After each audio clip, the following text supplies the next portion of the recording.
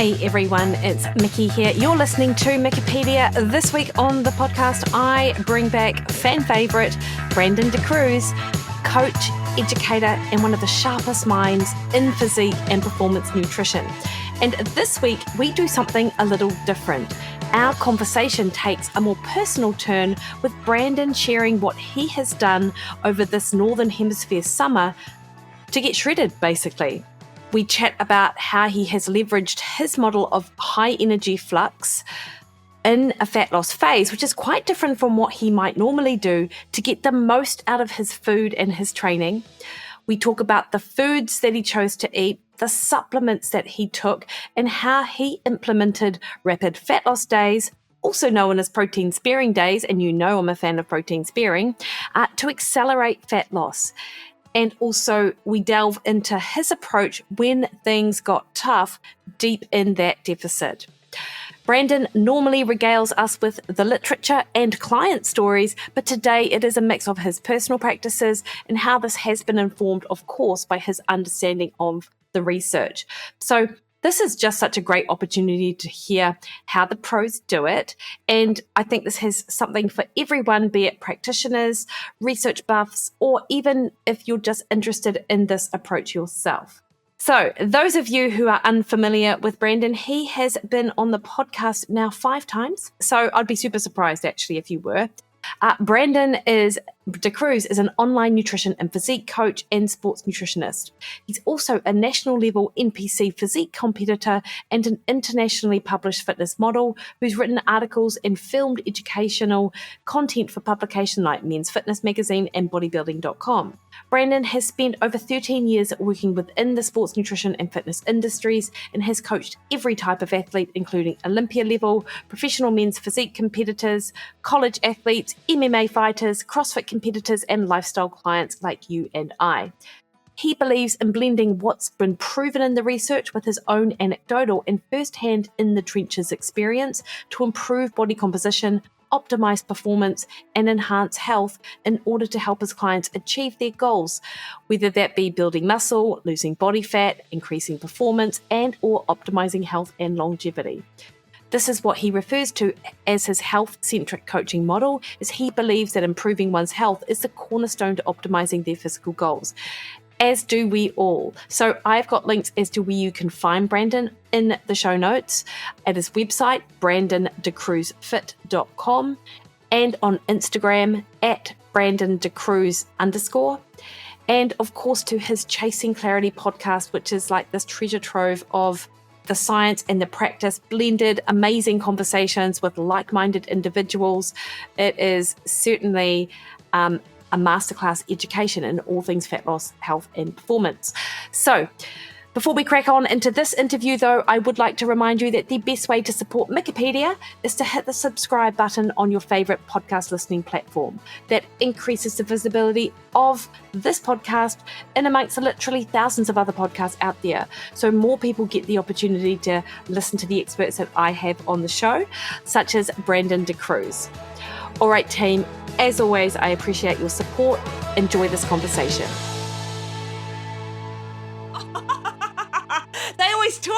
They talk about the hard ass place in Jersey and all of their songs. And I'm like, man, they grow up tough, but you're saying differently. Yeah. I think Bon Jovi is the softest you're going to get from Jersey. I'll tell you, people. I'll send you a video of a new. It's not a new gym. It's actually an old gym that I actually used to attend back in the day. There was a gym called Diamond Gym. And that is like essentially like a legendary gym in New Jersey. Now, I went there years ago, and it was owned by an old school bodybuilder named John Kemper. He was a bodybuilder, I believe, in the 60s and 70s. And I actually did his show many years ago before it was reformatted, and now it's named something different. But I won that. That was the first show I ever won, so it always sticks back in my mind. So this was 2016 I won that show. And it's an old school hardcore bodybuilding gym. And now I've never been on TikTok, but apparently like a trend on TikTok is they take influencers and they bring them to Diamond Gym and they just put them through the most rigorous workouts ever. And it's so interesting because anytime I try to describe the environment that I like kind of came up with, it's an old school bodybuilding environment. It wasn't that gym. I lived way far from that, but I went to a lot of old school bodybuilding gyms. I've trained at that gym. And a lot of people don't understand what I'm talking about. These dingy gyms where it's like these old school bodybuilders, there's cops, there's convicts, like in the same place working out together. It's mutual respect. It doesn't matter your color, your race, your ethnicity, doesn't matter. It is just hard work ethic. And I think that that's something that has shown through in everything that I do. I don't bodybuild anymore, but I still have one thing I'm very prideful of is having great work ethic. And that was something that was built within me. I mean, 20 plus years ago when I first started training. But interestingly enough, there's now like this new trend essentially where they're bringing all these influencers and just breaking them, like having them throw up in buckets. They're not letting them have water and like all these things. And this is an extremist thing, but that's really how some Jersey gyms are. And that's what people don't get. Like you train for 3 hours until you're on the floor. Like it's a different environment. And what's so interesting about that is that 20 plus years ago, I started training. At that point, that was glorified. I'm not saying that this extremist thing is the best physiologically, but it does build mental resilience. But now we're in an era that in 2025, everyone is trying to do the least possible to get the gains. And it's almost like there is no hack around the hard work, whether that comes to your physique, your knowledge, your business, anything you want in life requires hard work. And you can't try to get a shortcut or some pill, potion, or powder and think that that's going to replace the necessary work that needs to be put in to gain mastery in some area of your life, whether that be losing a lot of weight, getting to very low levels of body fat percentage, gaining a ton of muscle, being an immensely great endurance athlete like yourself that was running, I believe you ran like 250 in the marathon. Like that's you're fucking moving. Like none of that comes from doing the minimum. I'm not saying you have to be a maximalist, but I'm saying a lot of people are trying to do the least and many would benefit from doing a little bit more. 100%. And I will just qualify, it was 255, so that's not moving, quite 250. Though. It's still moving. And also, just in case, because we are recording this, because I do like your little gems at the start. Yeah, but it was always good.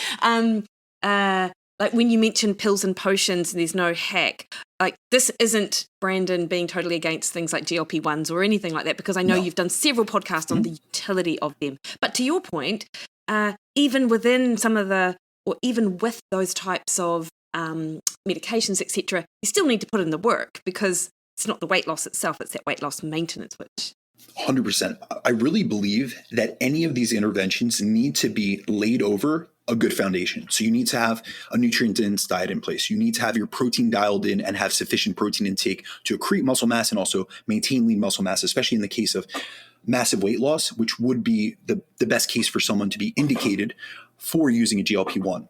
We also have to have progressive resistance training in place and some type of cardio modality, whether that be steps or intentional cardio. So you have cardiovascular health and then also sufficient amount of activity to have appetite regulation, to have good glucose management, like from a blood glucose and insulin dynamics perspective.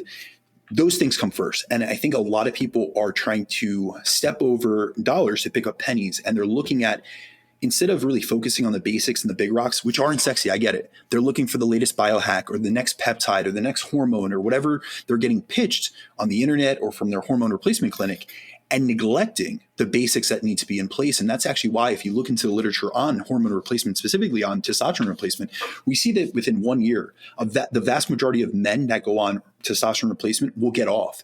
And when you actually look at the qualitative, so just looking subjectively, qualitative surveys of men on testosterone and their experience with it, a lot of times they say it was almost disappointing. And the reason for that is they expect testosterone to be a panacea. We are sold this, especially in American culture, meaning you get on testosterone, your whole life is great. Women want you, you're jacked again, you have a great libido, all these things. And it's like, hey, if you had libido issues, if you had erectile dysfunction because you are insulin resistant or have type 2 diabetes, you're not going to completely rectify that with testosterone. If you have excess adiposity and you have high levels of visceral body fat because you eat in excess, you're not doing sufficient amounts of activity, especially from like an aerobic training perspective, which we know that that's actually preferential towards losing visceral body fat, you're not going to go on testosterone and magically morph. Now, will it improve lean body mass and body composition? Absolutely. However, if you're not doing the sufficient and necessary work, the prerequisite needed, the stimulus needed to transform your physique, you can't rely on a pill, a powder, a potion, an injection, a peptide, whatever it may be, to do all the work for you. There is a required amount of work effort and some sort of discipline or restraint. I know people don't want to hear that word, but think about, to lose body fat, there is a necessary component of dietary restraint. Now, this doesn't have to be rigid restraint where you're black and white and you're dichotomous in your thinking. It can be flexible restraint where you're open-minded and you're willing to adjust and adapt as things come up in your life and as well as challenges that you face. However, there needs to be some form of restraint and also cognitive oversight. You need to be aware of your habits, decisions, your habits, behaviors, decisions, and actions. Yeah, and it's funny, I was speaking to a friend about this yesterday on another podcast, actually, about the idea of discipline in the realm of diet and exercise. And we had slightly differing opinions, and I think that the industry does a terrible job of trying to sell diet and exercise as it should be easy, it is simple, like the actual theory, I suppose, is simple from an intellectual level of what you need to do, but the actual implementation is really hard, and people shy away from it or they fail at the first hurdle because they come up against something and they're like, well, this was supposed to be easy. This must be my problem. I can't do this. Yeah, I think one of the biggest issues from like a marketing perspective is that fitness is now being sold and marketed as something that's easy, and they want to make it, it's almost like we're trying to lower the barrier of entry. I'm 100% behind that. However, there is a degree of informed consent that you need to give your listener, your client, or whoever you're speaking to. So for instance, I had a conversation today, and this will actually lead us partially into our conversation for this topic. But I have a client who initially was well over 200 pounds at about 5'4", 5'5", and probably when he came to me, pushing close to 30% body fat, so excess adiposity, he would have a BMI in the obese category. And he asked me, what are my thoughts on his next fat loss phase going through RFL? And so this was just out of the blue. Now, mind you, initially, he was at 30% body fat when he came to me. Over the course of the last 3 years, he's down approximately 17 pounds. But he is someone that struggles with appetite signaling issues, hunger management. And what I've seen is he is someone that really, it's hard for him to moderate things. And so if you go off the beaten path, for instance, if you do an extreme approach like cut his calories too much or give him a little bit too much leeway, he goes between ends of the spectrum, essentially. So he swings between the pendulum. And so I said, listen, I want, first and foremost, for you to be where your feet are. Right now, we're in a health phase. We're trying to maximize your fertility because your main goal that you came to me with for this phase was to get yourself in a very healthy place to be able to have a child with your wife. So that is the main goal, and dieting is not conducive to that. We already had seen that your motility and your sperm motility markers were low. And this was something, he had been obese. There was many things previously, a poor lifestyle previously that had predisposed him towards that. And then also he had been on hormones for many years. So he's been working with a fertility doctor. I've been worrying about the nutrition and natural supplementation. But I said, listen, right now, I need you to keep the goal, which is to improve your markers for fertility. And then we can have that discussion. But I don't want you to get distracted by this thought of the next phase. And secondarily, RFL, despite me just covering that with Lyle McDonald on my podcast recently, that does not mean that it's applicable to you. And I want you to keep in mind that despite the fact that I did this, I will be very transparent with you that for many people, it's brutal. So it sounds good because essentially his question was, hey, could this make this faster and more efficient and also easier for me? And I said, faster and more efficient, yes. However, it may not be feasible, first and foremost, and secondarily, it may be so much more difficult for you because you are someone that comes from a background of over-restriction leading to excess overeating. And I saw that on your intake when you came to me, and I saw that during the initial portion of us working together. So what I'm trying to do is to help you avoid your mistakes of the past and make sure that we set up or we take different methods and interventions that set you up for success. And oftentimes that necessitates that I take a different approach than you've utilized in the past and failed doing so. Yeah, which makes sense, right? Because I'm me, Brandon, I'm not very good at dredging up names or correct like sayings or whatever, but there's someone very famous, and it's totally escaping me now, that has that saying, the definition of stupid is doing the same like thing that fails multiple times or something? You know, the one. definition of insanity is doing the same thing over and over again and expecting a different result. And that was Einstein. Oh my God, yeah, that's it. Gotcha. Oh my God, I was so far wrong out of that. That's why I'm here, Mikki. Yeah, I know. Thank God. Hey, so Brandon, let's chat about that fat loss phase. You mentioned rapid fat loss, and I really loved that podcast with Lyle. I also will just give a shout out, of course, to the podcast that you did with Eric Helms, the second one that you did, which you also said that you really enjoyed doing. Absolutely. And I do remember some things, and one of the things I remembered was how I think you mentioned either to me or on the podcast just how sort of flat both you and Eric sounded because you were both in the depths of your fat loss phase, and both of you, even like, because obviously Eric has a physique goal and a very real reason to get as lean as possible, whereas other people might say, well, Brandon, you even started and you were already lean and already really cut. So what was the purpose of this fat loss phase for you? Yeah, so first and foremost, I would give the caveat that what many people don't realize now that they've gotten in, a lot of people are introduced to me in one of two ways. If you go back 5 or 10 years, everyone knew me as a competitor and a bodybuilding coach.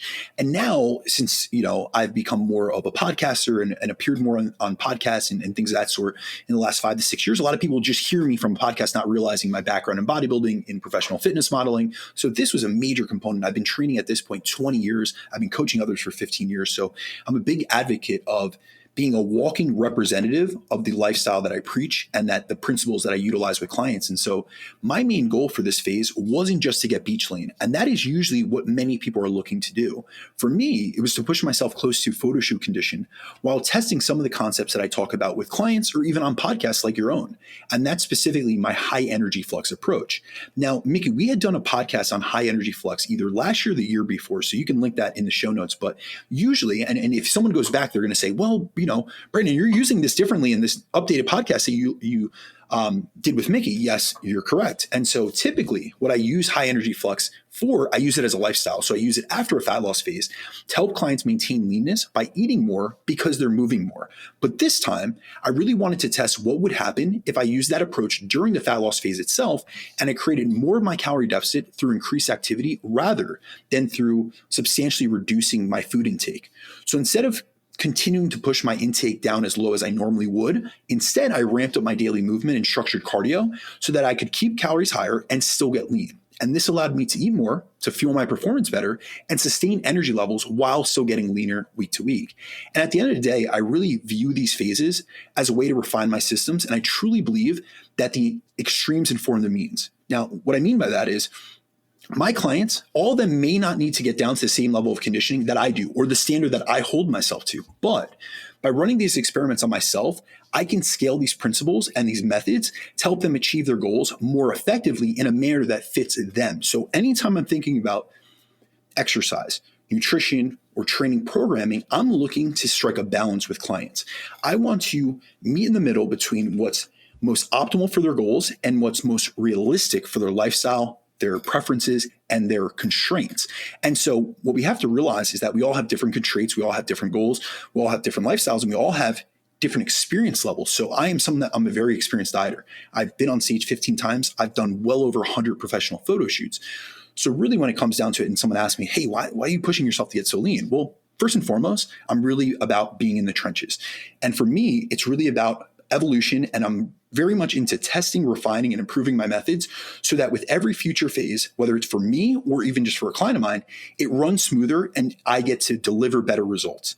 And so I'm very results oriented, but I do think that there's such a utility and a necessity and a benefit from me doing these things myself and being in the trenches still, because I think a lot of people, they speak a lot, they're theorists essentially. They speak a lot about theories. They're very intelligent. I had the utmost respect for them. And some of them are just educators. And by all means, if you are not a coach, I'm not expecting this of you, but there's many coaches that they talk more than they walk. And this is a really important component of who I am. My business is an extension. My coaching is an extension of who I am as a person. And the first thing I do is I show up and I execute and I lead people from the front. Yeah. Nice one, Brandon. And you're right. We have talked about that high energy flux model in relationship to being able to maintain weight. But of course, it does sort of make sense as well, because calorie expenditure and the number of calories you burn each day is a critical component of the deficit. So can you sort of chat about what your usual pattern of movement might be like in everyday life, just generally, and how you shifted that in your deficit or in your deficit? Yeah, absolutely. So usually I will say I always have a baseline level of activity. So I am someone that I believe in taking step breaks and taking movement snacks, essentially is what I like to call them. But generally, most times of the year, say that I'm in a building phase or I'm in a different phase of my periodization year. So I do everything based off a yearly periodization scheme, essentially, that I construct for myself. Usually, maybe I'll do 30 minutes of fasted cardio every day. I will ensure that I do laps around the gym when I'm at the gym just to economize on time because I'm very time constrained. I generally spend about 12 hours working every day, and I'm in front of this computer that I'm sitting here with you. And when I'm not working, not doing check-ins, I'm on podcasts. And so these are sedentary activities, to say the least. Mikki, you can reinforce me on that. So generally, I would say baseline, I'm usually hitting around at least in the region of 15,000 steps, I'll say. However, and I'm doing maybe 30 minutes of cardio. Now, for this phase in particular, I wanted to test how far I could push the concept of high energy flux. So from a movement perspective, I set a baseline, meaning a minimum target of 25,000 steps per day, meaning I did not go below this target, and I achieved this target through multiple forms of movement. So every day, I committed myself to 2 hours of low intensity treadmill walking. And what I did with that, I didn't do it all at once, so I want to make that very clear. The first session was an hour of fasted cardio every single morning. And then I did another hour session around midday, and I actually would do it right after my lunch break. And what I do with that is I would actually do emails. So I would clean up. So I have my whole day broken up into work blocks. Mikki, you know that I'm very schedule oriented. I'm very like a calendar person, very planning oriented. So I have a very early morning work block with international clients. I have a domestic work block. And then after that, I'll have replies coming in before my next work block. So I would just get on the treadmill, and I would either do social media stuff, or I would be answering just not updates and not check-ins, but just questions that I get through, whether it be my inbox or through my email. Then I also did post-meal walks after each of my 4 meals. In addition to that, I took laps between sets while training, and I followed a work to walk ratio. So what I mean by that is it's almost like a Pomodoro method, which I used to use in like when I worked in a corporate office. But how I did this was a minimum thing that I did. So for every 50 minutes that I worked on my computer, I would at least take a 10-minute walk outside or on a walking pad. And so keep in mind, I generally work about 10 to 12-hour days. So I was getting at least a minimum of another 100 minutes of walking. Now, to the average person, that might sound like overkill, but it created a massive increase in my total daily energy expenditure without adding fatigue. So every day I was easily getting, I don't want to say easily, but I was feasibly getting 25,000 steps. The other thing that I do want to note, because I did share this on social media, was people were like, man, how are you doing this much cardio? First and foremost, I come from a bodybuilding background. I did this shit when it was like old school. We did 2 hours of cardio without thinking, like without batting an eye. We did HIIT, all these types of things. Now, this cardio was low intensity. And what I really want to get across to people, what I find so interesting, and I think that you could relate to me on this, Mikki, is that when you're a physique athlete and you say you're doing 2 hours of cardio, even though I was doing, honestly, low intensity cardio, it was steady, low impact movement that added up across the day. But it was low intensity. But when I say that as someone that is mostly a physique athlete, people are like, man, you're crazy. But I have people in my audience that are endurance athletes that are running 2 or 3 hours a day. And I'm thinking, do you guys not comport that you're doing way more activity than I am? So like, yeah. It's all about scaling it towards you. So yes, compared to my average general population client or lifestyle client, that is a lot of movement. However, compared to some of the endurance athletes I've worked with, or someone like yourself, that's really not that much because I'm going at like 2.5 miles per hour. Like I'm not moving that much. Yeah. Interesting though with that, Brandon, because of course with the running, I'll go out and do like a 90-minute run. And then my goal in my head is, because I do like to set little step goal targets as long as I get another 6,000 steps in today, I'll be fine. So actually your level of movement is probably more. It'd be interesting to know relative, like the sort of the caloric expenditure actually with that. So I still think you probably moved more than a lot of athletes, because endurance athletes might run 2 hours once a week, and then they'll be doing 45 to maybe 75 minutes outside of that on a day. Yeah, I just think that the actual fatigue cost of what I was doing was so low that it wasn't debilitating to me. Yeah, nice one. Do you think, Brandon, and I'm not sure if this is in my list of questions, but I just thought of it, like over the course of, because how long did you spend in your fat loss phase? So I did 16 weeks.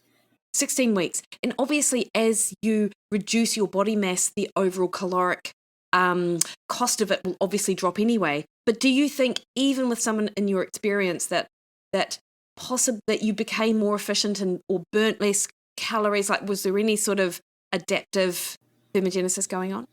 So we're going to have to tease this apart, Mikki. So I'll give you a few answers. First and foremost, is there an increase in efficiency that comes from walking? I think that I would have already been adapted to walking. So I can't say from a biomechanics perspective. And actually, this is something that would be a great question for Lyle, because I know that I've spoken with him a very long time ago about this. But when you actually look at the increase in efficiency and how much of a percentage we even see in high level endurance athletes, it's somewhere in the realm of like 5 to 7%. So I can't really imagine that my gait and my walking mechanics improved that much throughout the course of this walking experiment that I would have had that much of an increase. Now, there's a different component that isn't from walking mechanics that we do need to acknowledge. First and foremost, I lost body weight and a substantial amount of body fat. So that is going to have, yes, like you mentioned, adaptive processes. That's going to be on the side of metabolic adaptation, though. So we're going to see that my body weight's lighter. So yes, a lighter body burns less calories for the same amount of movement. That is why we see, for instance, if you were to look at any of the calorie equated studies on cardio, on aerobic training between men and women, you will always notice that if they were going for a specific amount of duration of time, we discussed this with the Midwest study the Midwest trial 1 and 2 on one of the podcasts we did on the constrained energy expenditure model. I believe women in that study, and in other studies, I know this for a fact, they generally have to do 20 to 30% more minutes, more time duration to hit the same caloric expenditure value. So for instance, I'm going to give you a hypothetical. If it's 500 calories burned in each cardio session 5 times per week, that might take men an hour, say hypothetically. That may take women 72 to say 75 or 80 minutes. So there's a difference in terms of time duration. So a lighter body, and the reason I give you that example is it's easier for people to really rationalize that in their mind. All right, we have a 200-pound man and a 140-pound woman. They're definitely going to burn different amounts of calories, but even myself losing 10 or 15 pounds, I'm essentially burning less calories per set. Then there's another component, and this is best noted or best looked at by Rosenbaum and Leibel. So they did a 2010 review called Adaptive Thermogenesis in Humans. And we see an increase in mitochondrial efficiency, where at low levels of activity, we burn less calories. And so that is another component from a mitochondrial perspective. There's not as much ATP leak, and it's all these enzymatic processes that make you more efficient. So yes, I do believe that I was burning less calories per step or per, say, block of 25,000 steps per day than I was at the end. But it wasn't enough. It's never enough that I'm doing that much activity and that I'm going to be negated to not losing anything, because I'm still in a substantial deficit. Yeah, no, that makes perfect sense, Brandon. And so outside of the walking, there was no other cardio that you, I wouldn't have known how you would have fitted it in, but no other cardio other than walking? No, I did. And I will say this. There was a time in my life when HIIT was really big and I tell you, there was a prep that I did in 2015 where I did HIIT 5 days a week. And these were 20 or 30 minute sessions, but the fatigue that I carried day to day, especially my legs from that, whooped these 25,000 steps. So I will tell you that this was a completely different game for me in terms of, if you were to ask me, what was my fatigue like? Did I have heavy legs? No, I didn't experience any of that stuff. Now, there's 2 caveats to that. A, I'm pretty aerobically fit. I won't say I'm an endurance athlete by any means, but I can walk a lot and I can do some cardio. I'm a light, lean individual. And then secondarily, I have a pretty high tolerance for pain or discomfort or fatigue, because I've been in much more challenging situations from a dietary perspective. Yeah, no, that makes perfect sense. And, people listening to this might be thinking, I could never, do what Brandon is talking about and work myself up to that level. And I mean, let's be clear, we're not suggesting everyone do this. No, not at all. What I would actually like to highlight is, people often say that to me when I go and when I do the endurance training and I do the hiking and I go and do the events like the ones that I've just done. I've only done 2 of them, but anyone can actually train themselves to do that. I mean, physical limitations aside, legit physical limitations, you're trainable. That level of efficiency, that level of, I guess, durability is totally trainable, whether it's walking a gazillion steps or actually getting out and doing the hiking /jogging/ events that I do as well. I think people underestimate themselves. 100%. I will say that I think self-limiting beliefs are one of the biggest things that I try to work around with clients. Sometimes I think especially many women, they come to me and they say they think they have issues with their physiology. They have weight loss resistance. They have metabolic resistance. They're hypothyroid. They have Hashimoto's, whatever it may be. And those are physiological limitations. Or I'll have someone with PCOS. These are conditions. Absolutely. They're changing the hormonal milieu. They're changing certain aspects of energy expenditure.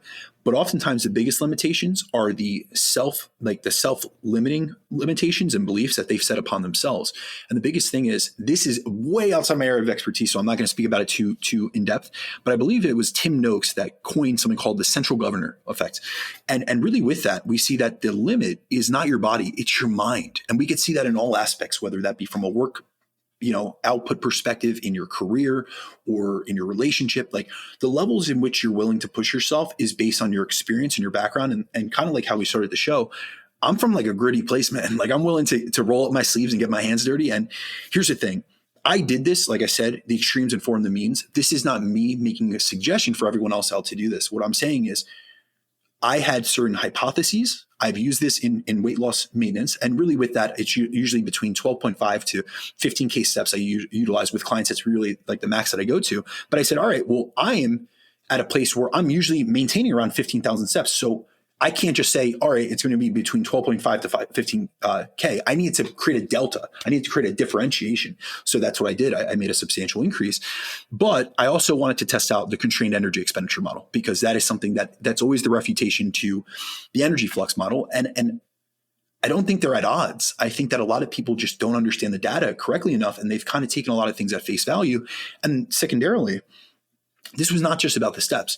There are nutritional adjustments I made. There was whole food, like there's so many other components, calorie cycling, protein sparing modified fats. There's so many other aspects that you and I will discuss, that it wasn't just a singular one lever intervention. This was one aspect alongside other meticulously calculated adjustments within my programming that led to an outcome of getting into close to photo shoot condition in a much more feasible, efficient, and effective manner than I have previously. Yeah, and that's huge. And before we dive into the nutrition piece of it, Brandon, which I can't wait to discuss, obviously you said from a recovery perspective, things were actually fine for you. From an appetite perspective, did you no? I mean, you're going to be hungry in a deficit anyway, and it's sort of expected, and I know that you mentally can handle it, but any appreciable difference this time versus other times? 100%. So I will tell you that we have to consider the fact that I was able to eat substantially more in this fat loss phase than I have previously. And so that made a big difference from a food flexibility perspective. And when I say flexibility, I don't mean fitting in macros or fitting in Pop-Tarts in my macros and stuff. What I mean is I was able to fit a lot more high volume, nutrient dense foods, polyphenolic rich fruits, vegetables, starches, whole grains, things that were highly satiating. So from an actual nutritional composition perspective, I had way more of a dietary budget to fit in whole foods. So that's the first thing. And I really did lean into minimally processed whole foods. Second to that is that there is an appetite regulating effect of high levels of activity. So this is something that you and I have discussed many times on podcasts, but we see that there's essentially an ability to become better regulated with your appetite once you get to higher levels of physical activity. And so really, if you look at the research, I mean, there's many different research labs that look at this, but we see that there's essentially a regulated zone and a non-regulated zone. And so in the regulated zone, essentially is when you're doing high levels of activity, you're able to essentially couple energy expenditure to energy expenditure to energy intake more effectively. And so for me, I was able to feel more satiated from my meals. I felt more satiety, both at the end of my meal and then in between meals. And I was able to eat more. So it was compounding those things. Now, when you go to very low levels of movement, it actually dysregulates your appetite so that you're hungrier for the same amount of calories than you would be if you were just a little bit more active. Now, if I had been a lot less active, not only would I have been hit from that aspect, from like a satiety signaling perspective, but then also I have to eat much less food. And for me, I generally have to eat like 1,800 to 2,000 calories to get lean. I'm kind of like an Eric Helms where I'm a big dude, but like I have an adaptable metabolism. And in this case, I was able to eat around 2,500 to 2,800 calories as an average across the week. So we're looking at a delta of 500 to 1,000 calorie difference in my weekly caloric intake average. So it made a substantial difference from a nutrient perspective, the actual what my diet looked like, not only from like what foods I can include, but like how much. It's even psychological. Like, Mikki, I'll tell you, there have been many fat loss phases that I do, and it's like there's not a lot of food on that plate. And that is something that psychologically, you look in the research on that, it will show. Like, that's why if you use massive silverware or plates, it will actually make you feel like you're eating less food. Whereas if you use smaller silverware or you use baby spoons and things like that, there's ways to kind of trick your brain into thinking you're eating more than you are. But for every meal I had a lot more calories to play with, which I use very judiciously. And that allowed me to have these big plates full of food that kept me satiated. Yeah, nice one. Brendan, is there a threshold, do you think, with that coupling of appetite and physical activity? Because I know that like at very low levels of activity, there can be that dysregulation of appetite. But is it, it's not a linear relationship, is it? Like, do we have like a threshold with which above a certain level, you're not going to get a similar, I guess, response? I'm going to be honest with you. I've never seen that directly investigated. There is a Mayer study that's from the 50s where they look at essentially different occupations within a Bengali mill worker, like office. And they had clerks and sedentary positions. So like the office managers, the clerks, things like that, they were sedentary. And then they had low level activity, moderate level activity, very high level activity. And they actually found it was what they call a J-shaped curve. So anyone watching this video will see me make a J-shape, but really what ended up happening was the people that were in this sedentary position, the lowest levels of activity, actually had a spike up in hunger. They ate as many calories as those in the moderate and high levels of activity, but they had very low energy expenditure because they had very low movement. So they actually weighed on average, I believe, 30 plus pounds more than those in the moderate and higher levels of activity. And what they actually found was the curve goes like this. So as you go from very, very low levels, sedentary levels of activity, your hunger is very high and your energy intake's high as a result of that. And then as you get into more low to moderate, when you get into moderate levels of activity, then your hunger starts to balance out where you're more able to accurately balance between energy intake and energy expenditure, because now you've gotten into a regulated zone. But even if you go to the higher levels of activity where these guys were working manual labor all day long, and now this is probably way before unions and labor laws and things of that sort, so I'm assuming they're doing 50, 60 hours a week, you do not see them compensating and eating in excess. You see them eating a good amount of calories to couple between what they're doing, but it's not like there was a threshold in which they were cut off. Then if we go to more modern data, I can go to Bassett 2004, it's based on Amish. And so with the Amish, they were averaging 18.5 thousand steps per day in the men, and I believe 14,000 in the women. And those men were not intentionally exercising, not doing anything, but they were walking around with 9.4% body fat and eating like 3,600 calories a day, which for their body weight and their body fat is a ton of calories per pound. So I have yet to see anything that where there's a threshold to activity and then appetite regulation. I'm sure at the very ends of the extreme. So the only thing I could think of, and this is more so in the realm of like the constrained energy expenditure model, there was that Thurber paper, and that's a 2019 paper. And they looked at the RAM, the Race Across America race. And that is where they saw that it was the only time that they've ever seen essentially a ceiling to energy expenditure levels, because they did one marathon a day, 6 days a week for 20 weeks. And so then they started seeing energy expenditure not matching, or activity not matching energy expenditure. I would assume in those individuals that they would eventually get an effect where they were either excessively hungry or they were so overtrained or so chronically fatigued that they actually lost appetite even more. Yeah. That's what I can absolutely imagine that that's the case. Okay, thanks for that, Brandon. So what I want to chat about is your nutrition schedule. So you just mentioned it a little bit in that last question, but can you talk us through how you structured your week with regards to maybe calories, and then we'll sort of go into the food choices and things like that? All right. So on the nutrition side, the first thing I did was I'm very big into having a protein anchored diet. So I kept my protein intake very high. I was averaging 1.5 grams per pound of body weight. And then occasionally, which was 1 to 2 days a week, I was running protein hyperfeed days where I'd go up to 2 grams per pound. And this wasn't just for muscle retention. I wanted to personally leverage protein's higher thermic effective heating to create what I refer to as a caloric funnel, where the higher protein intake slightly elevates my total daily energy expenditure and metabolic rate through the increased cost of digestion, absorption, and assimilation. Now, one thing I want to hit on is that my diet was as whole foods as you could get. It was when I actually did a back calculation of all the foods that I ate, and I wanted to see what percentage came from whole food and what percentage came from processed food. It was 95% of my diet came from whole, minimally processed food. So we're talking lean protein sources, fibers, carb sources, veggies, and fruit. And that allowed me to maximize my satiety, stabilize my blood sugar, and then keep food quality high while maintaining a large energy turnover. And there was another reason I did that.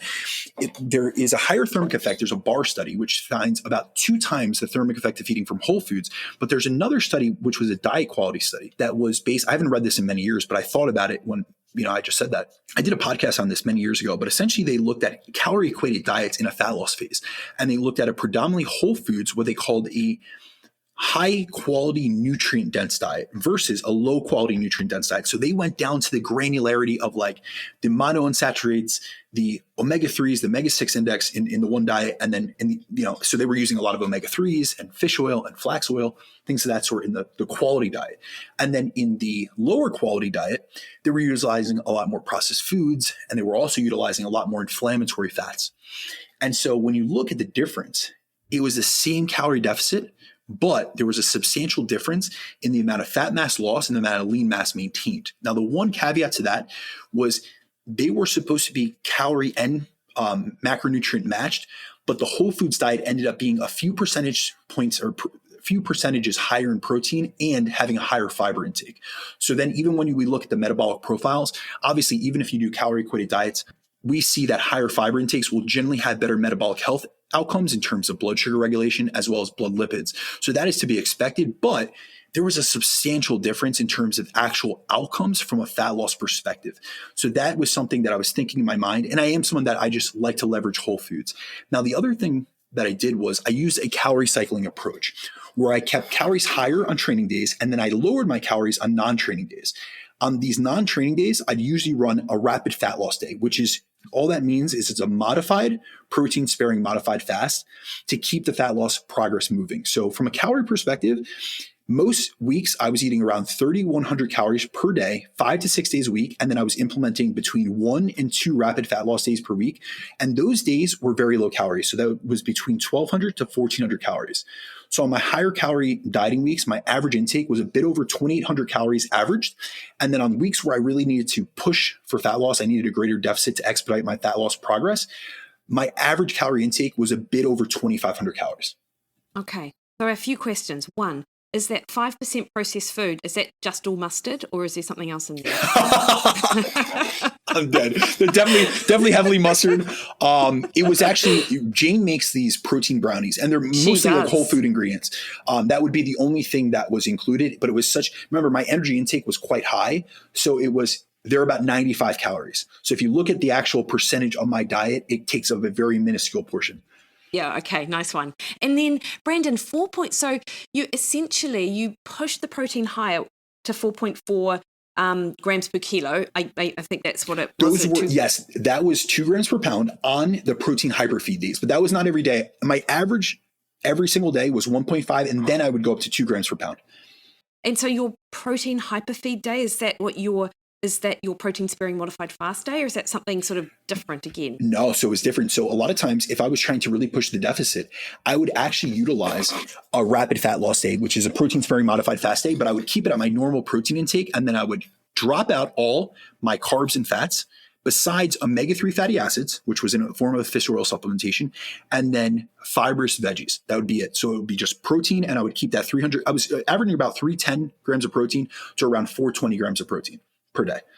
Now, the protein hyperfeed days, I did in a reactive and auto-regulated style. If I saw that my biofeedback from a hunger perspective, from an energy perspective, or just from this is kind of subjective to say, but irritability, to be honest with you. If I was feeling more irritable or short, and I'm generally not that person, Mikki, you've interacted with me so many times over the years, that's generally not my personality. I'm very patient and individual. If I noticed that and I knew it was dietary related, then I would throw in these protein hyperfeeds. And I want to give just a shout out and a hat tip, because this was something that Alan Aragon told me about over 10 years ago. And I did a podcast with him probably in 2022. And then we went out to dinner after a conference that we both were speakers at. And we just dug into the trenches with one another on this topic. And I used them prior to meeting Alan in person, but ever since then, I've thrown them in, and I always like to give a hat tip to him because he was the one that exposed me to them. Nice one. So okay, now this isn't on my list of questions to ask you, but I want to continue down this. So what would a hyper feeding protein day look like? Like tell me about that in terms of food, just so people are aware of it. Because I actually think that, we're talking about sort of almost the extremes with what we're talking through with your approach. But I think this is something that people could absolutely utilize if they notice this in themselves. And it might not be at that 4 grams per kg body weight or 4.4, but I think I'd love to sort of dive into that a little bit more, Brandon. Absolutely. So I don't know if this is going to be super interesting to you, Mikki, or to your audience, but I kept it super simple. So on those protein hyperfeed days, my goal was to maximize satiety, minimize calories that were coming from excess other than protein, and then obviously to accrete lean mass or maintain lean mass while creating a big enough energy gap. Because remember, the only thing I was increasing on those days was my protein intake. So I usually would do that on a protein sparing modified fast day. That doesn't mean that every time I use a protein sparing modified fast, it was a protein hyperfeed. I did this auto-regulated. But if I was on a day, it was a non-training day diet, I noticed that my biofeedback was off. I decided, hey, I'm going to increase this. It would be about 100 grams of protein increase just from proteins, and it'd be lean proteins. So I'd go do fasted cardio. I would start with meal 1. I'm big into keeping my early morning meal simple because I'm up very early and I'm focused on getting back to clients, and I'm most productive in the morning. So my goal is always, it doesn't matter if I'm protein hyperfeeding, if I'm on my regular diet, I want to maximize efficiency. So meal 1 usually consisted, initially it was a protein shake. Then as I got deeper into the diet, my body fat started coming down. I will say hunger was well managed for it being a fat loss phase, but I was still hungry. So I don't want people to misconstrue what I'm saying. I'm saying I've been starving before and I wasn't this time. And so meal 1 would generally consist of a creamy made from a high quality whey protein isolate. And what I would do is, especially on the days I was trying to minimize calories because it was this protein sparing modified fast type of thing, just higher calories or higher protein, what I would do is I would just put a creamy with water, with ice, and with liquid Splenda. With that, whatever protein, so this could get undulated. So for instance, if I was on my normal diet, because I eat 4 meals, that meal would consist of 75 grams of protein. If I was on my protein hyperfeed, it'd be between 100 and 105 grams. So all I have to do is titrate. It's super simple for me to do. It's just a protein intake. With that, I would have mixed greens and sea salt, and then I would have my fish oil for the day. I really like to get this in early so I don't forget it. And that was 6 grams of a Nordic Naturals Ultimate Omega. And that comes out, because I'm sure you're thinking in the back of your head, well, what is that in EPA and DHA? I did the calculation for you. It's 3,600 milligrams because the research shows between 3 to 4 grams is best for cardiovascular health outcomes. So that I would get my omega-3s and my protein, a big bolus off the bat. Then my next meal would always either be grilled chicken or 99% ground turkey. And the portions would differ based on if it was a protein hyperfeed or if it was a protein sparing modified fast, and I had green beans. My third meal, which is midday, would be a lean protein source like ground turkey, or if I was really hungry, I would do egg whites, like liquid egg whites, and I would just cook that so that I could have a big volume meal.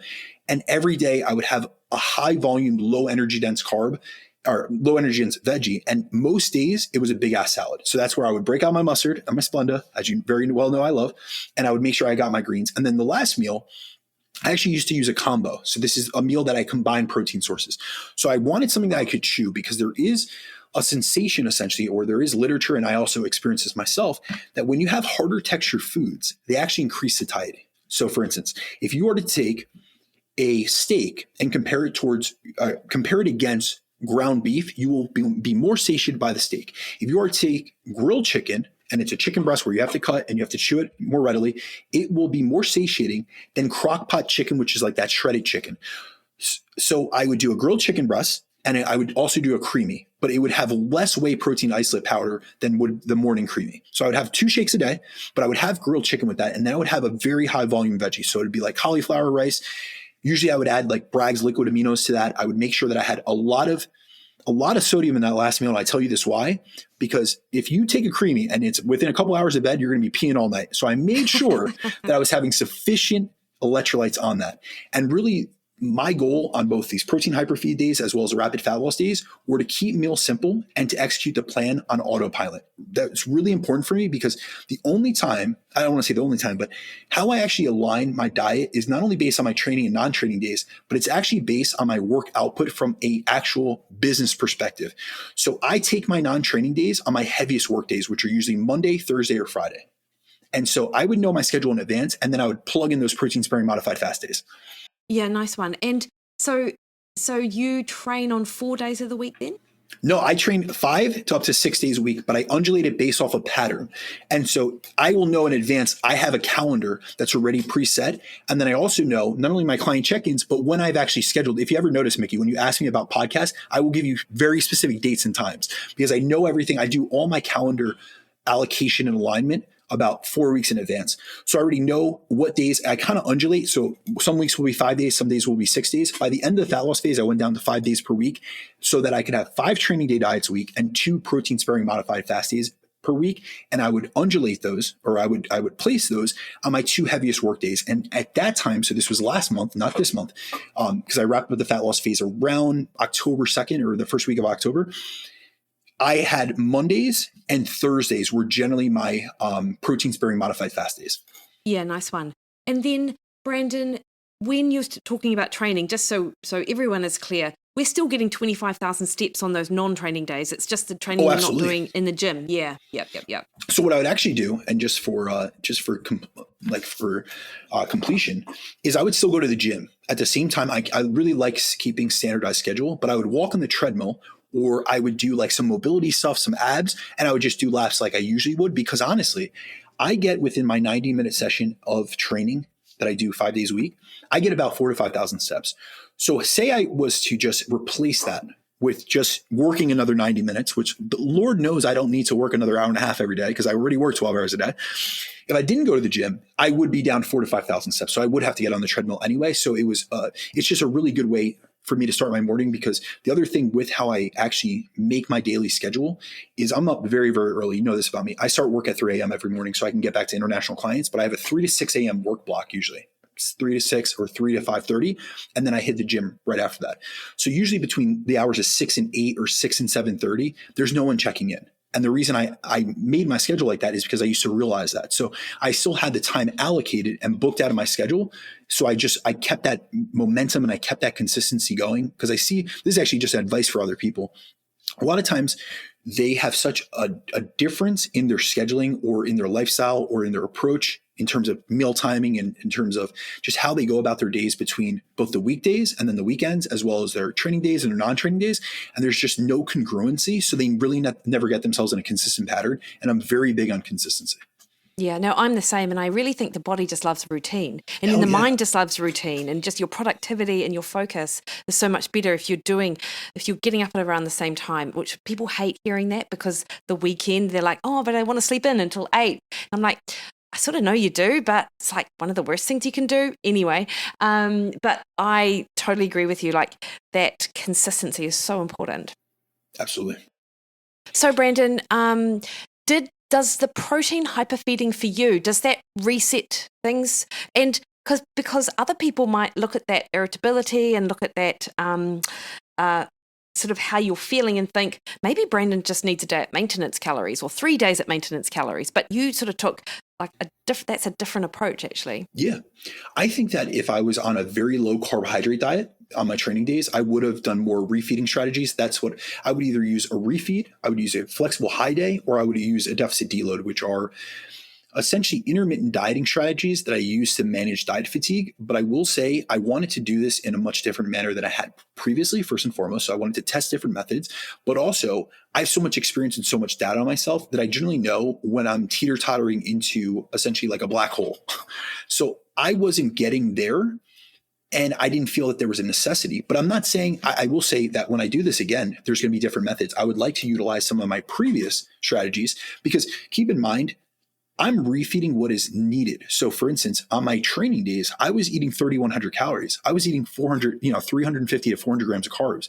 I wasn't really glycogen depleted. And also I will say from a subjective perspective and just a visual perspective, I wasn't as flat from a muscle fullness perspective as I had been on previous diets. And so that was a big difference because just as a caveat, I was able to diet between 2,500 and 2,800 calories as an average across the week. So when you actually would calculate my rapid fat loss days at 1,200 to 1,400 plus the 5 or 6 days that I would have at 3,100 calories, the average would be usually 2,800 calories. Now, there were some days that I really brought myself lower. I would do more of those 1,200 calorie days, and it would come down to a little bit over 2,500 calories. But just for you guys to understand, I have a very adaptive metabolism. So most fat loss phases that I brought to this point where my body fat was at the same level, I would diet on around 1,800 to 2,000 calories. So we're looking at a difference between 500 and 1,000 calories to get to the same level of leanness. So that was so alleviating of much of the biofeedback or maybe the decrements that I feel that it was advantageous to say a degree, to say the least. Yeah, absolutely. And you do fasted cardio at 6 a.m. You get up at about 3 a.m. So are you just having electrolytes and water and coffee before you do that? Oh, no. So I do my fasted cardio at 4 a.m. every morning. And so 4 a.m. I am up around 2:30 a.m. I'm on my email by 3 and I do about an hour work and then I go do fasted cardio around 4. Yeah, okay. No, that makes perfect sense. And then, of course, the training that you do at 6 is your training in the gym training. Yeah, resistance training. Absolutely. Yeah, nice one. Brandon, you mentioned obviously that whole foods have a notable or a potential difference to energy expenditure and things like that. So vague, isn't it, when I say things like that? But are there specific strategies and foods that you utilized that you thought this may have a better metabolic advantage or have a different thermogenic effect? I've heard you talk about almonds before. Can you chat me a little bit through that? Absolutely. So let's think about it like this. I'm going to leverage every single lever that I can, to be honest with you. And now this might be for many really digging into minutia. And I accept that and I understand that this may not be for you, but I will tell you, I have worked with people at the highest level of physique sport, meaning at the Olympia level. And if there is a way that I could manipulate a dietary variable that will not hurt them or harm them, but will only potentially benefit them, I'm going to do that. So first and foremost, I utilize a lot of whole food lean protein sources. So a lot of times, yes, I did use whey protein powders because it's extremely convenient, but I in other words, or in other meals, I would use whole food protein sources because they're not only going to have a higher thermic effect, but they're also going to have the texture base. I utilized a lot of fibrous carbohydrate sources. So we're talking sweet potatoes, we're talking brown rice, we're talking oatmeal, now these are multifaceted benefits. So if it has fiber, you're not going to be able to digest every single gram of carbohydrates. The other thing that I would do is I would often turn some of my carb sources into resistant starch forms. So I would cook, say, rice. It could be jasmine rice. It could be sweet potatoes. It could be a white potato. I would cook it and then I would cool it because it creates a resistant starch, which will lower what's called the net metabolizable energy, meaning the energy yield that your body actually absorbs. Now, keep in mind, if you're using, say, a 7.5 ounce portion of sweet potato, which is generally around 45 grams of carbohydrates, you're still getting 7.5 ounces. So in your mind, you don't need to think about the difference. You don't have to recalculate. Just count it as 45 grams of carbohydrates. But your body may receive 30 or 35. And so it's just these little metabolic advantages. Other things that I really like to do is I'm very specific for myself and then higher level clientele with fat sources. So for instance, I'm going to utilize fat sources with either a higher thermic effect of feeding or with a fiber matrix, which needs to be excreted in feces. Is really what it comes down to. So a great example is there's research on the at-water value of, which just means like the actual combustible energy value of almonds versus almond oil versus almond butter. And we see that there's a massive differentiation. There's other studies on this in peanuts, but it's not as substantial. So when you look at the at-water value and what people actually metabolize or the net metabolizable energy of raw almonds. Now, this isn't roasted. This isn't honey roasted. This isn't like the flavored ones. I'm talking raw almonds, which don't taste that great. So they're more satiating because they're less flavorful. We also see like differences in palatability will drive energy intake or decrease energy intake. Well, with that, you lose about 30 to 32% of the calories in that because your body cannot metabolize that. However, from a physiological or psychological perspective, you still ate that 20 grams of almonds. And so it doesn't matter that you didn't absorb all 10 grams of those fat. That's actually advantageous to you. You ate the same amount of food, but you burn more calories or you excreted more calories. So those are things we can look at the same thing with MCT oil, although that is not as satiating, I guess, because it's not a whole food. A lot of times this is powder or oil. So there's many different aspects that we can utilize within that. I utilize a lot of fruit that has fiber in it. So there's many different aspects of the diet that can be used to drive up the thermic effect of feeding, just like I did with that caloric funnel that I was discussing with the protein hyperfeeds. I was doing that with my proteins, carbohydrates, and fats, and I was trying to employ every lever. Now, the confusing, or maybe the area that for data-driven individuals like myself, or many of the people that will probably contact me after this podcast, I can't tell you exactly what my net metabolizable energy would be. Like I'm telling you, I average 25 to 2,800 calories. Would I be able to back calculate that and tell you exactly what that equals? No. But I will tell you, I had a conversation with Dr. Eric Helms about this, and you could lose like a few hundred calories, meaning you could either increase energy expenditure by a few hundred calories, or you could decrease net metabolizable energy that your body absolutely absorbs by doing this, by switching all these levers. So increasing protein intake. So I'll give you another hypothetical, or not a hypothetical, some research. There's a study by Weigel and colleagues where they took people and they put them on a run-in diet. And so it was really based on like the US values of averages. So it was 15% protein. And then they ramped them up to 30% protein and left them at an ad libitum diet at 30% protein for 12 weeks.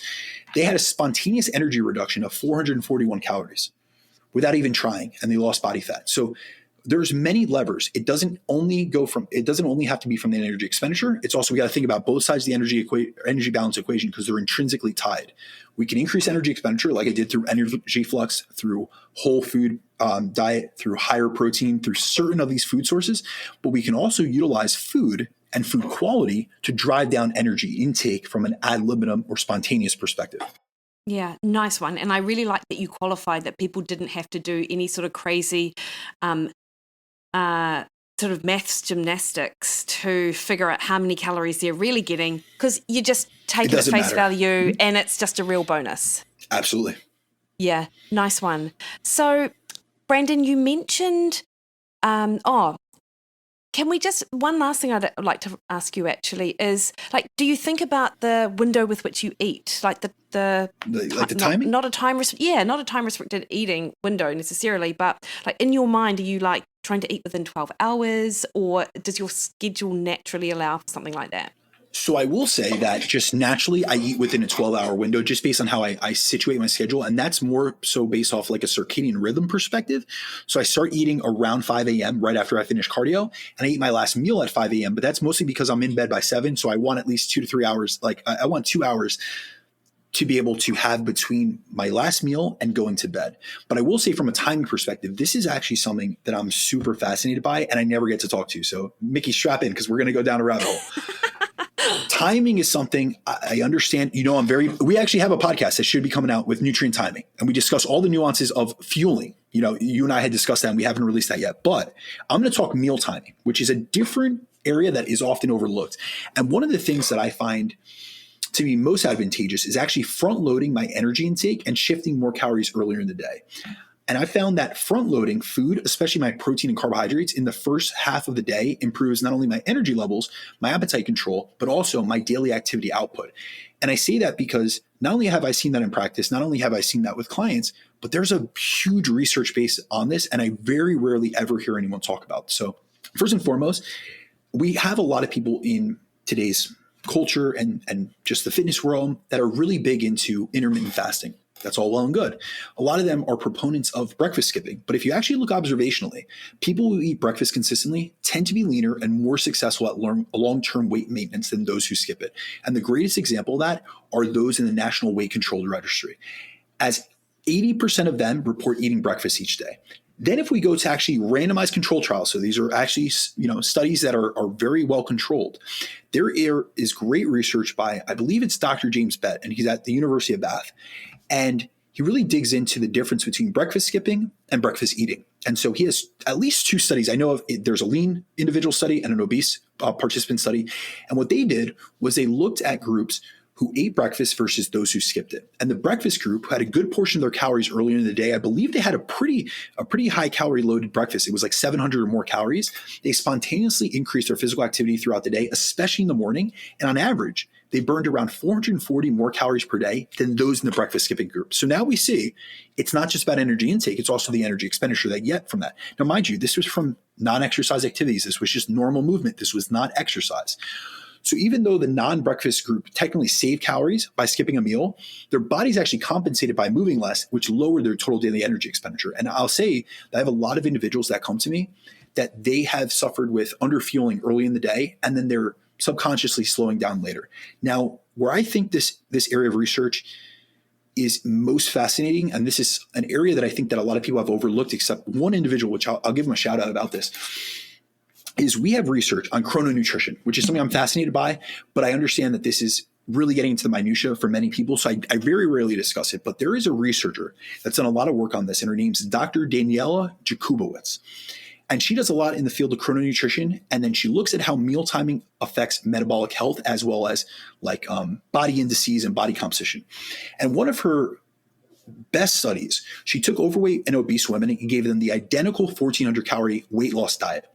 And in one group, they consumed a large 700 calorie breakfast, while the other group did a backloading and they did a 700 calorie dinner. Despite both diets being of identical calories and macros, the breakfast heavy, so the big breakfast eaters, lost significantly more weight and body fat. They saw greater improvements in insulin sensitivity and triglycerides, and they reported lower hunger and higher satiety scores throughout the day. She's also shown in the same type of model where she has front-loaded calories with high protein and high carb breakfasts that women that have done that have seen and experienced a greater suppression of ghrelin, which is our primary hunger hormone, not only during the fat loss phase, but actually for 6 months in the post-diet period.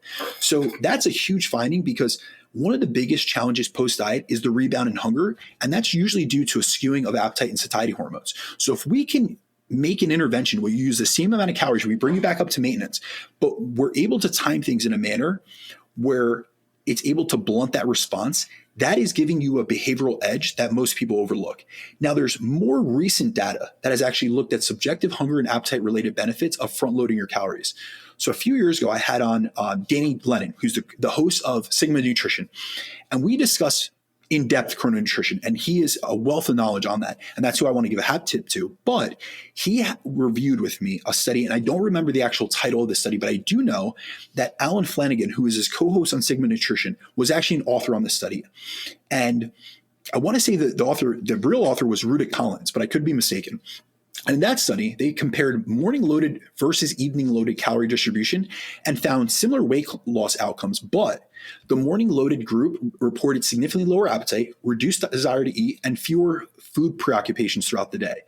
And really, a lot of times when we look at outcome data, and I am a very body composition focused individual, but a lot of times people are only looking at the weight loss outcomes. For me, as a coach, the subjective appetite and the behavioral things are everything, because what you may pick up in a 6, 8, 10, 12-week study may not be everything when it comes to long-term outcomes. And I'll be honest with you, the average client I work with works with me for over 12 months. So I can't just be concerned what happened in a fat loss phase of 6 to 12 weeks. So when it really comes down to it, if someone is experiencing lower hunger, their adherence is higher, and adherence is everything. So overall, when it comes to like meal timing or calorie timing, I'm a big advocate, if it's possible for that individual, to shift things earlier in the day, because they're going to be fueled earlier, which is going to help maintain activity, regulate hunger. It helps stabilize mood and blood sugar levels usually, and it can enhance metabolic flexibility.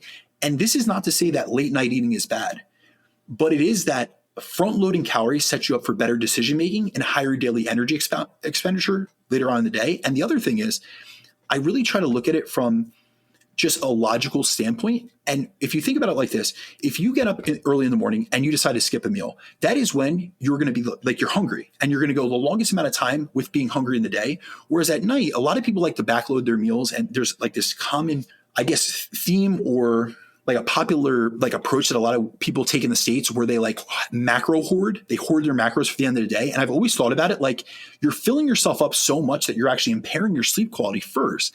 Second of all, say that you eat 2 hours before bed. Well, great. You're full for the 2 hours before you go to bed. But if you had taken those same calories and you actually, instead of backloading them at the end of the day, you front loaded them, you could have went 4, 5, 6 hours that you were actually awake, in a fully fueled and well-fed and full state. Yeah, no, I 100% agree with that. And I feel like people don't trust their appetite enough because they've never really leaned into appetite signals to trust that they're not going to be hungry in the evening time because they're not joining the dots that they're under fueling across the day. And in fact, I've got a post that I'm just about to put up that, a very common phrase that people use all of the time now is food noise, and you would never hear that even 18 months ago. People never talked about food noise. I'd never really heard the term. And what I think a lot of people are attributing to food noise, it's actually just hunger. Like they're not eating enough. And so my post is like, sit down to a steak and 2 eggs and then, then test whether or not you actually have food noise. So I think that it's a very similar thing. Like people leave a lot of their calories to later in the day, one, because they don't trust that they're not going to be hungry and they're not going to overeat. Or actually, that's it. That's it. They're not trusting that they're not going to eat at dinner time, so they're just going to hold off until then. Yeah, I think the other issue is that we know that ghrelin as a hunger hormone is entrained by your actual meal schedule, your meal timing, Yes. and then also essentially how much you eat at each meal. So for instance, there's a lot of people that have essentially entrained themselves into being snackers, meaning that they have like that in the States, we call it a 2:30 feeling where they need to go get a Snickers at 2:30. Physiologically, there's nothing in your body that needed a Snickers at 2:30, especially if you're like the average person in the States that's gaining 0.5 to 1 kilogram per year or 1.1 to 2.2 pounds. I think the latest statistics with the US is that every year adults in the States are gaining 1.8 pounds per year. So they're in a surplus to say the least, but it's that they've entrained their body not knowing that by always going to the snack machine or going to the kitchen or going to the fridge at 2:30, they're just reinforcing and self-perpetuating that feeling. So they think they're hungry because they need food. No, you're hungry and you think you need food because you always give yourself food. And now your body has developed and been entrained to release that hunger hormone because all ghrelin is, besides being a hunger hormone, is a meal, essentially a meal initiating hormone. Yeah.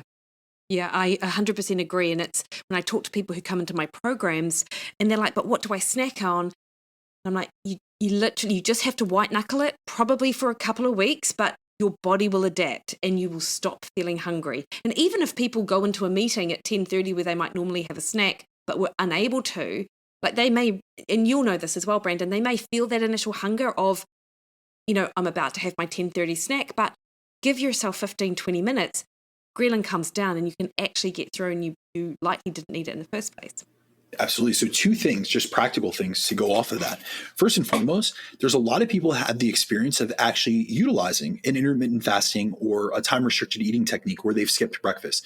And often, and I've had many clients that have told me this, it was tough for the first 2 or 3 weeks. And then you re-entrain yourself based on your actual new meal pattern or your new eating schedule. So that's the first thing. If you are someone that's always feeling a constant hunger during that time, realize that it's short-term and it's temporary. Just like you essentially ingrain that into your physiology, you can, detrain that essentially. The secondary thing is that a really good activity that I like to have clients do, especially if it's within their schedule, they work from home or something of that sort, is to actually either pair activity or exercise at that time that they usually feel hunger. Because if you actually look in the data on appetite or on exercise and its effects on appetite, most exercise will actually have a hunger blunting effect. This could be a walk. This could be a cardio session. This could be resistance training. Sometimes I'll just have clients do what I refer to or what's referred to as exercise snacks. This could be as simple as 5 to 10 minutes of some type of activity, push-ups, wall sits, air squats. Could be anything of that sort. Some pull-ups, like Mikki, you're always doing pull-ups in your house. So like a little thing like that, not only is it going to have a catecholamine release, so we're going to have epinephrine and norepinephrine or adrenaline and noradrenaline, wherever you're from, that is going to have a hunger blunting effect, but also it's a nice little distraction. And it actually lets you do something like it's quote unquote exercise snack rather than a calorie laden snack. So you're able to replace an activity that has actually been derailing you and taking you away from your body composition, your fat loss, or your performance goals, and replace it with something that brings you closer to them. Yeah, no, I love it, Brandon. Now, I need to be mindful of your time. So I've got my last question really comes to, how do you get yourself out of your fat loss phase? So what is your protocol or process for coming back into within maintenance? Have you dropped your energy expenditure and kept your calories the same? Have you lifted your calories? Chat us through it. Yeah. So first and foremost, I do what I refer to as a metabolic restoration phase. You've inspired this, Mikki. I'm going to make a post on it tomorrow. I'm going to commit myself to that. So October 31st, something will be going out. Well, a metabolic restoration phase is essentially a phase in which I'm trying to reverse the metabolic adaptations that were induced through dieting and through being in a deficit. So first and foremost, my first priority is increasing energy availability. We see that is the number one knockdown on all axes, but especially from a leptin signaling perspective, which really creates the entire cascade of metabolic ramifications and metabolic adaptations. So the first thing I did was I increased my calories. Now, how I do that is based off all the data that I have. So I have multi-component or multi-variable data that I'm looking at. First and foremost, I know what is generally my maintenance calorie intake at my normal level of activity. I know what my maintenance calorie intake is at certain different body weights over time historically. And then I also have my back calculated averages based off my rate of loss throughout the phase. And I really like to particularly look at the last 4 weeks. Now, I was only in a slight deficit. Now, keep in mind, the last 4 weeks of my fat loss phase, generally I was averaging around 2,800 calories. And usually my maintenance is around 3,400 to 3,500 calories when I'm fully fed and I'm back up at a higher weight. Now, we have to realize that metabolic adaptation has multiple components. It is not only the decrease that you lose from actual loss in body mass. So you're a lighter human being. You're going to have a lower resting metabolic rate. You're eating less food. You have a lower thermic effect of eating. Your body has increased efficiency, especially from a mitochondrial level. So you have less energy output from an exercise activity thermogenesis perspective. And usually you would have a substantial reduction in NEAT. Well, I offset that substantial reduction in NEAT because I did so much activity. So I would say at least 3 out of 4 of the components of total daily energy expenditure are lower just because I'm lighter, leaner, and I have less body fat and less body mass. There's another component, which is the adaptive component, which is beyond what I lost from a body weight and a body fat perspective, there is some type of adaptive component. And generally that is in the realm between 5 to 15%. Now, based on how my biofeedback looked, how this wasn't like a very severe type of dietary approach, I could go in between that, but generally I'm really looking at that person's, like when I do this for a client, at that person's physiology. How far away from their starting point are they, and how below their lower intervention point, which is from John Speakman's dual intervention model, how lower, like what people would call their body fat set point. Well, that physiologically doesn't make sense because there isn't just one set point that's only governed by physiology. We also have to think about environment and habits and behaviors and training. John Speakman's model really encompasses all of that, but we essentially have a upper intervention point and a lower intervention point. How much lower below that did they get, or did they even get there? So if they're lifestyle lean, they're not below their lower intervention point. If they're not feeling a lot of physiological pushback, I did specifically in the decrements to my sleep. Anytime I get below 8% body fat, my sleep goes to shit. And I can have the most dialed in routine. I can have your blue blockers. I have, blackout curtains. I'll have supplementation like magnesium and melatonin and glycine. It doesn't matter. Once I get below a certain amount of body fat percentage, I have a lot of disruptions to my sleep. So I knew I was below that lower intervention point, to say the least. So I bumped up my calories. The first week, I believe I went right up like 550 calories. So I was very close to what would be my proposed maintenance. And from there, I'm really looking at body weight trends, biofeedback markers, my sleep getting increased, which it's gotten better. You know what I mean? I'm only about 3 weeks out of the diet. So it hasn't been that long of a period of time, but I'm also looking visually. And the other thing is, how are my performance markers looking in terms of the gym? Because I will say that performance was maintained very well until the last 4 weeks of that deficit. So I got through 12 weeks of that fat loss phase in really good shape. And towards that latter portion, that last 4 weeks, I will say that's probably from a combination of really poor sleep, first and foremost, having a lot of sleep loss. I was moving at that time. So there was a lot of added stress and added responsibilities and tasks that I had to take on my day. And so it was just a lot of mental load and strain. And then in addition to that, I had lost so much body fat that my levers changed. So for instance, if I would try to do a pressing motion, now I lost fat off my back and also my chest. So now every single movement I was doing, especially from a chest pressing perspective, it's a longer range of motion. So I say I had maintained my same weights in the gym, the same amount of reps, I'd actually be technically stronger because the actual distance that I was covering would be longer. And so I lost strength. And so now I'm just getting back to I'm about 3 weeks out or 3 weeks post. I'm back to like where I was prior to that 4 weeks. So I'm back to like where I was at the 12-week values. So now it's just about tracking biometrics. I have lab work coming up in about 6 weeks. So I'll usually get lab work between 8 and 10 weeks. I couldn't get it any sooner than 10 weeks. And then I look at all parameters from hormone perspective, like my sex hormones, my thyroid hormones. I also look at other indices like blood work in terms of my actual metabolic markers. I'm someone that has very, very good metabolic health besides my blood lipids. I'm always having to keep a and I've mentioned this to you, I keep my saturated fats dialed in below 7% because over 10%, I see very harmful effects to my lipid profile. And that's my father had hypercholesterolemia. Everyone in my family has high blood lipids. I'm making sure I'm not in that category because I would rather, I'm not against statins or anything of that sort. I would rather be able to manage it nutritionally and through natural supplementation until that's a necessity. But right now I've been able to keep it very well under control. I have very low triglycerides. We're talking like I'm like a 46 or like a 44. My fasting insulin last time it was a 3 and that was fully fed. Usually in a dieting phase it's 2. So like I'm usually in prime metabolic health, but I still like tracking those parameters. I think that's important. Yeah, no, I totally agree. And so body weight, how much did you lose, Brandon? I lost about 10 or 11 pounds when it came down to the ultimate. I have to, I don't lose a lot during these phases. Yeah, but you don't have a lot to lose. No, and the other thing is that this approach, I didn't go as flat as usual. So I didn't lose a lot of glycogen like we usually talk about. In our podcast that we did on maintenance, you could float 3 to 5 pounds of glycogen. Well, if I was keeping every day at 350 or 500 or 400 grams carbohydrates, I wasn't completely carb depleted and I didn't look completely flat. There were times like my last photo shoot prep that I did last summer, I was stringy as could be.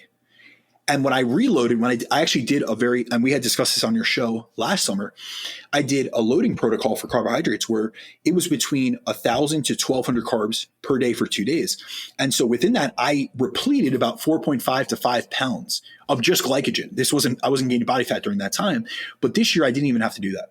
Yeah. And so has your body weight maintained where you would want it to be, Brandon? Or my body weight's come up about 1.5 pounds, and that's just been glycogen restoration. So I will post a photo tomorrow so you can see that I'm like 3 weeks post diet. It's either 3 or 4 weeks post diet. I will post a picture. I'm still in very lean condition, but I feel much better. So I'm probably like 1 pound or 2 above. Technically I'm 1.5 pounds above, but it's right in that it's floating day to day. We know that scale weight, it's not consistent even for men day to day. So I'm really between like 1 to 2 pounds every day. It's a calculated average when I look at my spreadsheets at 1.5 pounds. And that's been in the course of 3 weeks. I will slowly titrate it up, but I'm not someone that I'm lean, but not so lean. Like I've been at points previously, I've been at 4.7% body fat on DEXA, where it was like, I got to gain like 5 to 10 pounds in the next couple of weeks, or I'm going to feel like death forever. And that's not the case. Yeah. No, nice one. Last question, Brandon. What's your favorite food? Wow. I have answers for everything, but I don't know if I can answer that. I think I will tell you this. I think my favorite food now in this stage of my life are chicken cutlets. I know that's an odd thing. I'm a very big fan of chicken cutlets.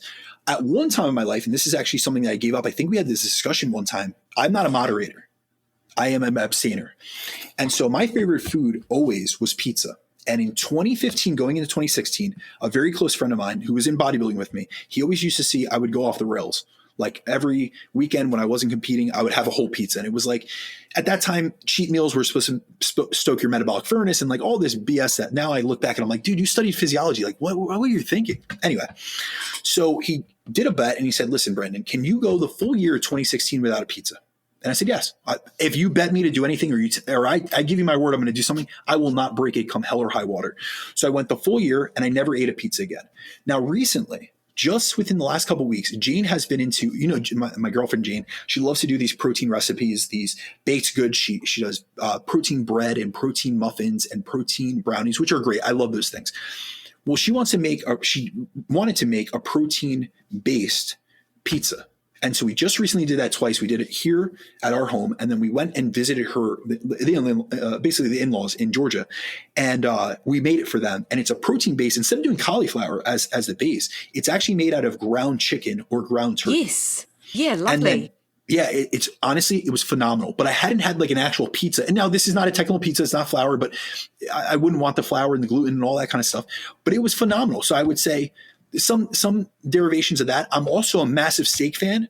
but that's like a once a year occasion. I remember, if you remember, you asked me if you could send me meat, and I was like, listen, I don't eat any red meat because I can't cost my blood work on that. So I'm not a huge foodie, I'll be honest with you, but what I really do like, to be honest with you, the greatest thing that I like about dinners or going out to eat, it's not about the food itself. It's about the communal bond. I think that a lot of people will see us and they say, oh, these are these nutrition focused, these health focused individuals. If you really look at it, if you look at the longevity indices, we always talk about the physical ones, grip strength. We talk about lower body leg strength. And then we also talk about walking speed. One of the greatest indices of longevity is a sense of purpose. So we show you that actually is correlated with your profession. So are you doing something that you're truly passionate about that gives you a driving sense of purpose?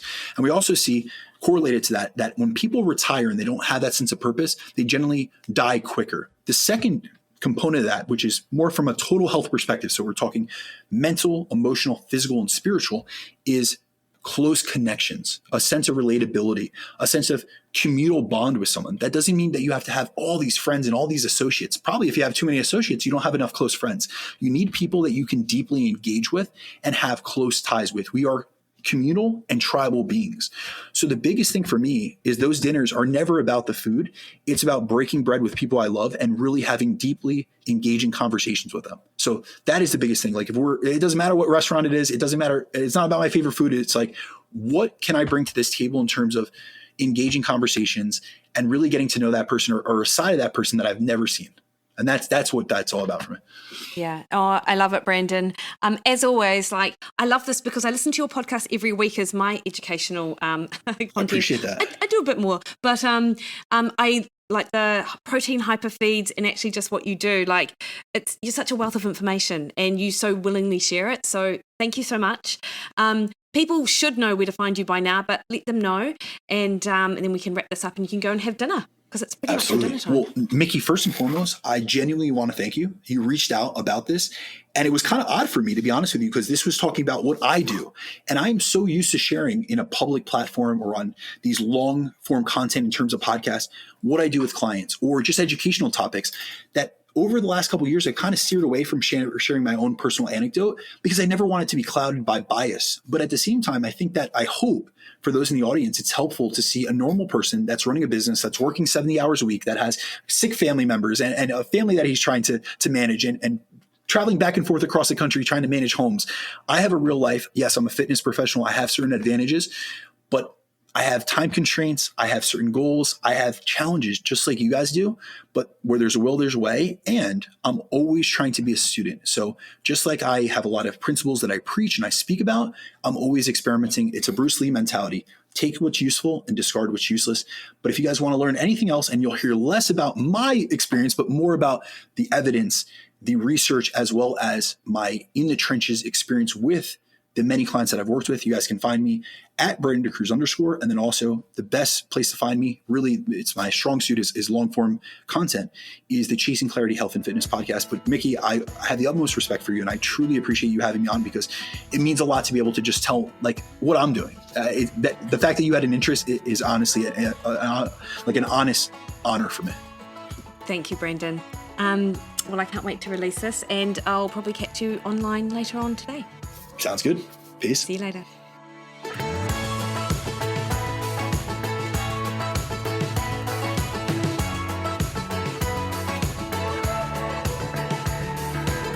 Alrighty, hopefully you enjoyed that, and I really loved bringing it to you.